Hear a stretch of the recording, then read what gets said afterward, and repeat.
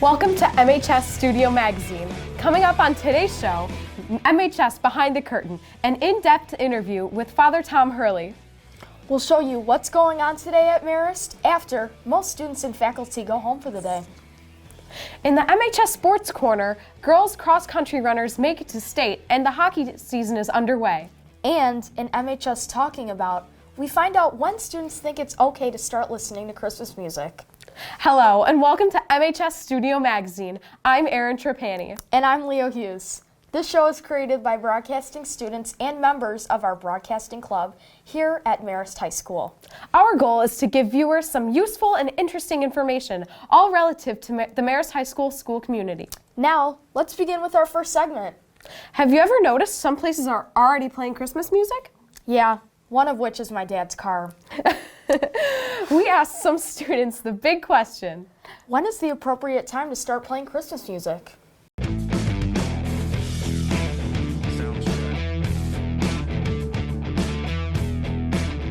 Right now. Halloween. As soon as I finish my turkey. November 1st. December 1st. The week before Christmas. November 1st. December 25th. Mid-November. Day after Halloween, November 1st. After Thanksgiving. Interesting mix of answers there. We have a bonus MHS Talking About segment coming up later in the show. We ask questions to our Marist students. What is your favorite fall activity? Okay, our next segment is called MHS Behind the Curtain, where we dig deeper and get to know a key member of the Marist community.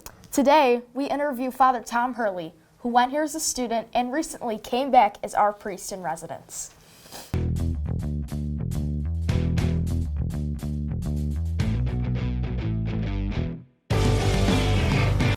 Hi Redhawks, this is MHS Behind the Curtain. I'm Sam Kuros and I'm with our very own Father Hurley. Hi Father Hurley, how are you today? Good, Sam. How are you? Happy to be on here. Thank you.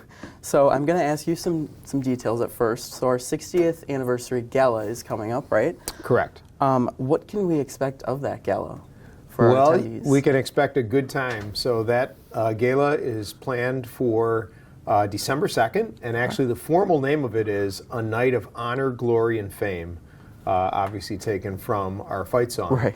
And we hope to have over 600 people attend.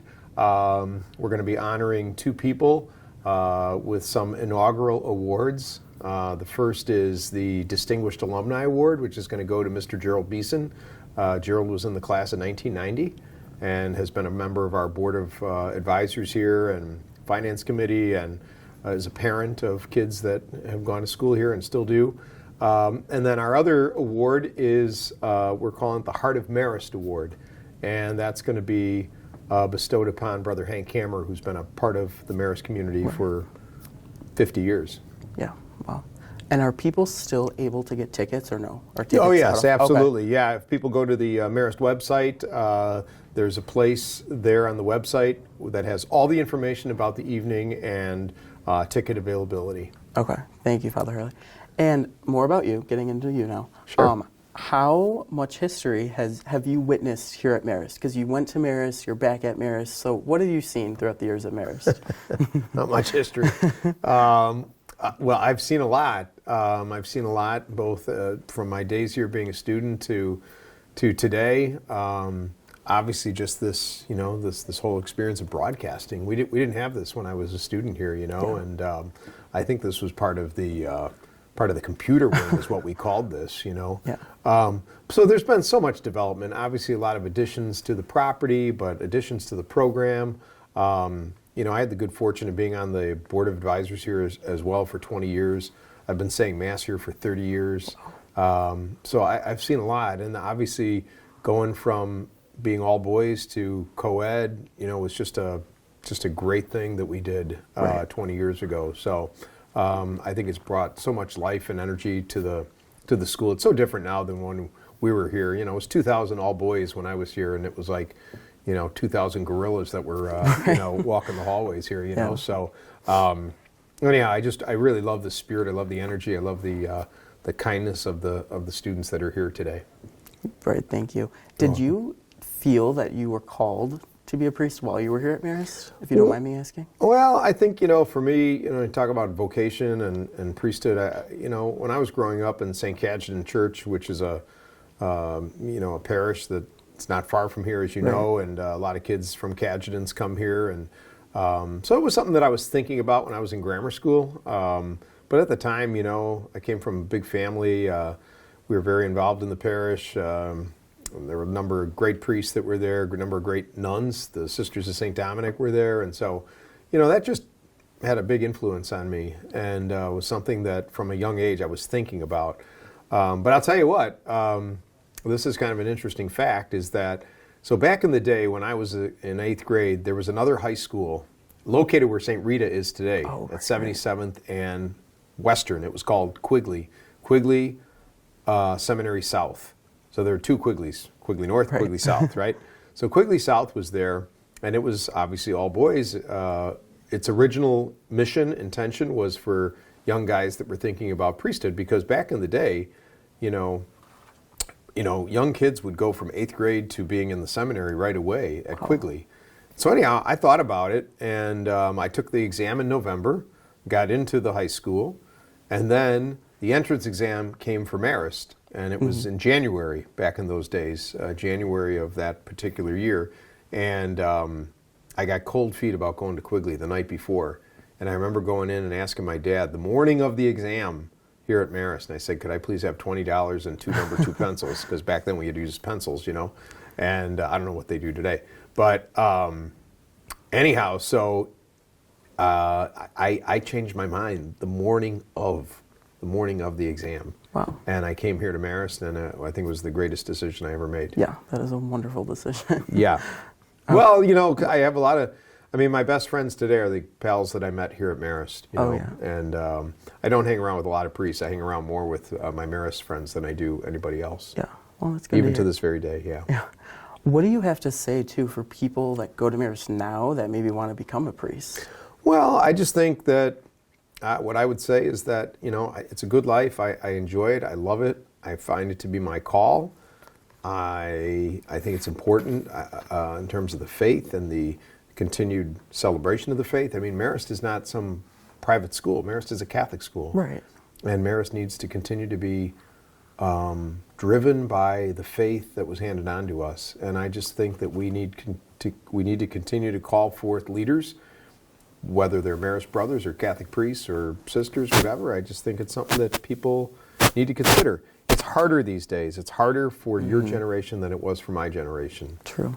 Because culture, there's so many other distractions these days than, I didn't have a cell phone when I was your age. Right. I didn't have this kind of stuff. I didn't have all the technology or the burdens of social media. We had activities at the parish, we had friends, we had sports, yeah. But we didn't have all these other distractions that you guys have. And so I think really hearing God's call and God's invitation, I think, is harder today than it was, for me 40 years ago. Right. So I guess we need people. Because we hear about it all the time, right? Right. People want a good parish experience. They want good masses. They want good homilies, and they want good music and hospitality, and they want a good parish experience, and to help them form in their faith. Yeah. And likewise too, coming here, we try our best. We try our best to not just form all of you in in body and mind, but also in spirit. And that's why this is a Catholic school. It's a Marist school. We want to form you in the faith too. Yeah. Especially. Right. How do you think we could get kids to go back to being the way kids used to be, and stay away from those distractions? Well, I think it's a whole cultural issue. I think it's as I would say is we're in a headwind. We're going into a headwind, which means we're going into the culture, and I think the world in which we live. It's pushing back against us as people of faith. Because there's a lot in social media and in the world that's saying, you don't need faith. Right. All you need is just more technology and more money, and then you'll be happy. And it's like, well... So unfortunate. But I think we need to form the soul, because you're not just your money, your technology, or your brains, or your body. We're our soul as well. And what's going to give us hope? What guides us? Where's prayer? Where is Christ in this whole thing? Where does Christ fit in? So I think we all have to make a concerted effort that, faith is important. It is accessible. It does make sense. And it's something that's going to drive our lives to make us better people. Thank you so much, Father Hurley. That was so great. Oh, thanks a lot, Sam. And I just have one more question for you. A fun Sure. fact about yourself. A fun fact about myself. Well, besides changing my mind the morning of the entrance exam, what else is a fun fact? I don't know. I never ran when I was here, but yet I've completed 15 marathons. Wow. If that So means you're a anything. runner now. So yeah. I became a runner when I started at the seminary. Okay. Yeah, when I was a first-year theology student up at Mundelein Seminary, and they have a 3-mile road that goes around the lake. So I thought, I'm going to try this. So I did, and I was huffing and puffing at the end of 3 miles, but then I just kept going, and then it graduated into a couple marathons throughout the years. So. Wow, that is impressive. Yeah. So it was fun. All right. Well, thank you so much for being here with us today, Father Happy to be Hurley. here. Thanks a lot. Yep. You guys do a great job. Oh, thank Keep you. spreading the message. Thank you so The mayor's much. message, yeah. Thank you. This has been the MHS Behind the Curtain. I'm Sam Kuros, and this is Father Hurley. That 60th gala sounds like it'll be a lot of fun. Sure does. I wonder what goes on during those galas. For sure. Now to our next segment. Ever wonder what happens here at Marist after most of the students and teachers go home for the day? There's a lot happening. Here's a look at today's activities in our latest installment of MHS After Hours.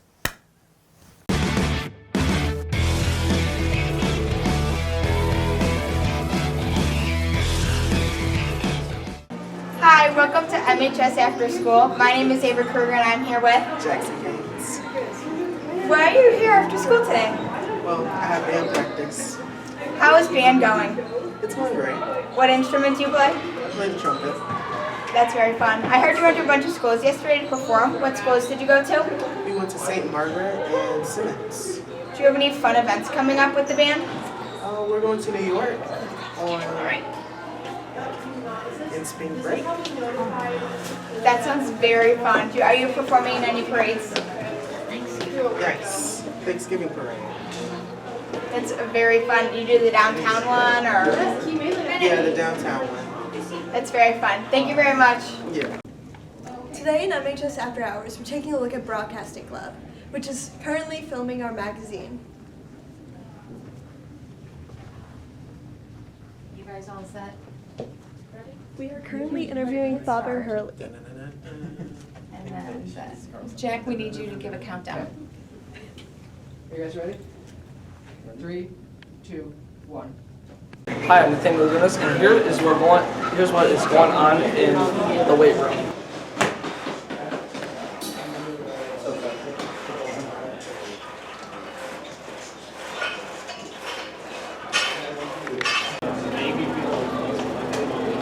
Right now I'm working on in the Marist weight room, and I'm doing legs today.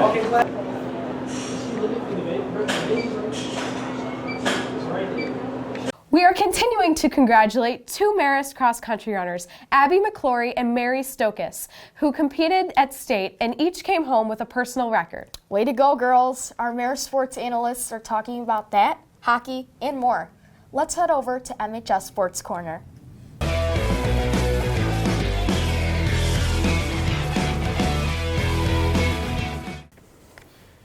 Hi, welcome back to MHS Sports Corner. I'm Philip, that's Hayden. We got a big segment coming up today. We got girls cross country, 2 sophomores in state. We got Bears football, Blackhawks hockey, Marist hockey, and then Bulls basketball. So first we're going to say congratulations to 2 Marist cross country runners. They're both sophomores, Abby McClory and Mary Stokes. They competed at state. Each came home with a personal record, so we want to say congratulations. Yeah, absolutely. Love to see us Marist kids balling out, and so shout out to the cross-country team for sure. Yeah. So next up we got Bears football here. Obviously a lot of struggles here, some head coaching drama, and obviously they're not really looking too good on the field either. Yeah, I mean, started off you saw that press conference the other day with Matt Eberflus talking about Justin Fields. Still injury, but talking about he's not medically cleared, but on the injury report he's listed as doubtful, not out. And so it's just interesting to see what's going on there. Seems like a lot of confusion. And then within the organization, you see Ryan Poles is offering a lot of confidence in his guy, Matt Eberflus. And it's just strange to see as somebody who right now holds the worst winning percentage in Bears football history as a head coach. And it's starting to feel like the Bears are going to find a scapegoat other than Eberflus this offseason. And just not something you want to see. Flus has not been the head coach that Chicago's needed. It's starting to really look like we're going to put all this blame on Luke Getsy, the offensive coordinator, or Justin Fields at quarterback. And it'd be very, very Bears, to say the least, to hold on to a coach that's performed as poorly as he has after this season. Obviously, turning the page over to professional hockey, we got the Blackhawks obviously kind of struggling here. Bedard's look good, but some of the other rookies not so much. Right now, just not looking too good. Hopefully a positive turnaround, but not looking too good to start the season. Yeah, somebody I do like on the head coaching front in Chicago is Luke Richardson. I think he made a good move. They've been really trying to put Lucas Reichel, a rookie guy, at center this year, and they're finally moving him over to winger after only 1 assist through 8 games. That was his only point. And but overall, just you want to see the rookies performing more. Bedard's looked fine, but Soderblom and Ned has had he's been struggling these last few games. Reichel, obviously, but some of these other guys still look good. But still a lot to look forward to in the future of Blackhawks hockey. But just right now, you really hope to see those young guys getting on the same page. Yeah, we're going to turn the page over to Marist hockey. Obviously, a lot of positives coming out of that program right now. A big 8-2 win last night. Yeah, over St. Ignatius, to a very historically good hockey program they have there, and that puts them at 5-2 on the season, 4th in Catholic League. So shout out to our hockey boys, and they struggled for a while, and it's nice to see them finally turning that corner and taking hopefully a winning season this year. We're going to move over to Bulls basketball. Obviously, a lot of struggles. The chemistry is not looking too good here with Vucevic, DeMar, and then Zach LaVine. So a lot of chemistry problems. Obviously, Billy Donovan, where does he go? What's his next step with this team? Obviously, struggling team right now. They lost their first in-season tournament game versus the Nets last week. So I don't really know where they go from here. Yeah, and you got to start thinking Billy Donovan might be on the hot seat. Just chemistry issue with these players all around. You see LaVine dropping that 51 points the other day, and nobody else really supporting him. And the Bulls caught a loss, and it just feels like it's that same thing over and over again with that Bulls team. But But really quickly, I do want to mention the bit of baseball too. White Sox, a lot of stuff happening there. And as a Sox fan, it is.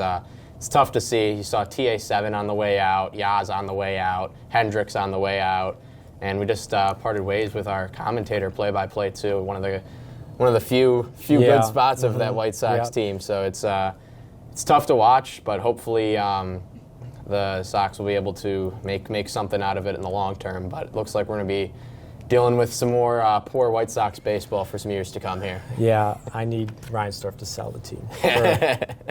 Sell the team.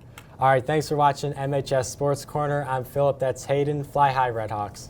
From sports to clubs and activities, the Marist Theater Guild is now presenting The Miracle Worker. It follows the story of Anne Sullivan and her struggles teaching her blind student, Helen Keller. Here's a behind-the-scenes look put together by Nathaniel Lagunas in Broadcasting One. Hi, I'm Mrs. Vale, and I am one of the directors for Marist Theater Guild. Need for you guys to do running crew. There are a couple of set changes.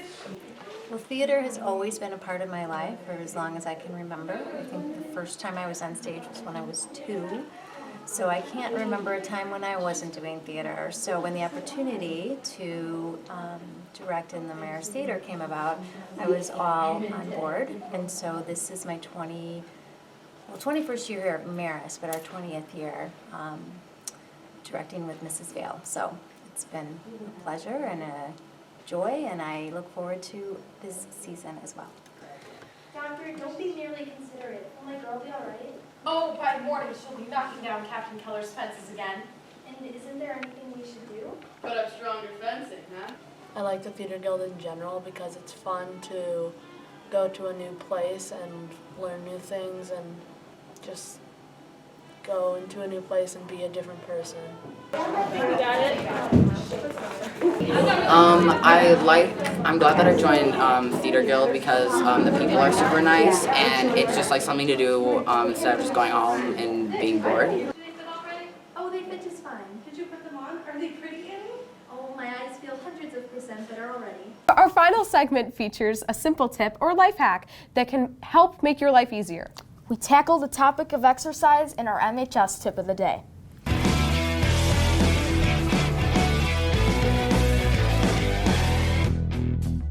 Soundstripe.